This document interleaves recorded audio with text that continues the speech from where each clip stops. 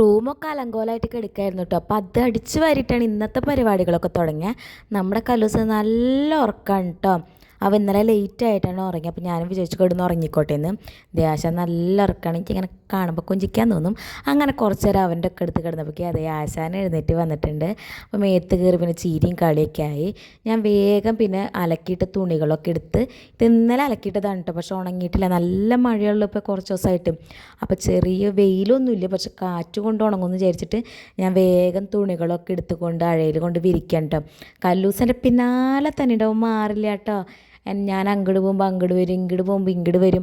അവൻ്റെ പിന്നാലെ ഓടി ഓടി നടക്കലാണ് കേട്ടോ. പിന്നെ അവൻ്റെ ഡ്രസ്സുകളൊക്കെ എടുത്തിടാൻ നേരത്തെ അവന് ഭയങ്കര ഇൻട്രസ്റ്റാണ്. അടുത്ത് വന്ന് നോക്കി നിൽക്കും, അവനിടാൻ സഹായിക്കുകയൊക്കെ ചെയ്യും. അത് കഴിഞ്ഞതേ അവന് ചോറ് കൊടുക്കാനായിട്ട് കൊണ്ടുപോയി കേട്ടോ.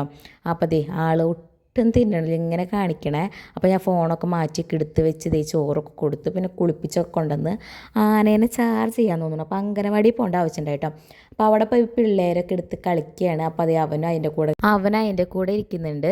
പിന്നെ അതൊക്കെ കഴിഞ്ഞതേ ഞാൻ വീട്ടിലേക്ക് വന്നു കേട്ടോ. അടുത്ത കൊല്ലമാകുമ്പോൾ കല്ലൂസിനെ അംഗനവാടി ചേർത്താറായി. എത്ര പെട്ടെന്ന് ദിവസങ്ങളും മാസങ്ങളും ഒക്കെ കടന്നു പോണേ അല്ലേ.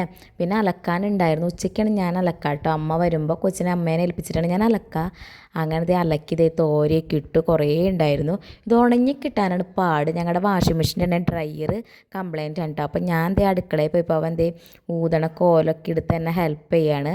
പിന്നെ ദേ വൈകുന്നേരമായപ്പോൾ ആശാൻ്റെ കലാവിരുദ്ധായിട്ട് ഇതൊക്കെ ദേ നിരത്തി പിടിച്ചിടും. പിന്നെ ആൾ സുഖമായിട്ട് കിടന്നുറങ്ങി.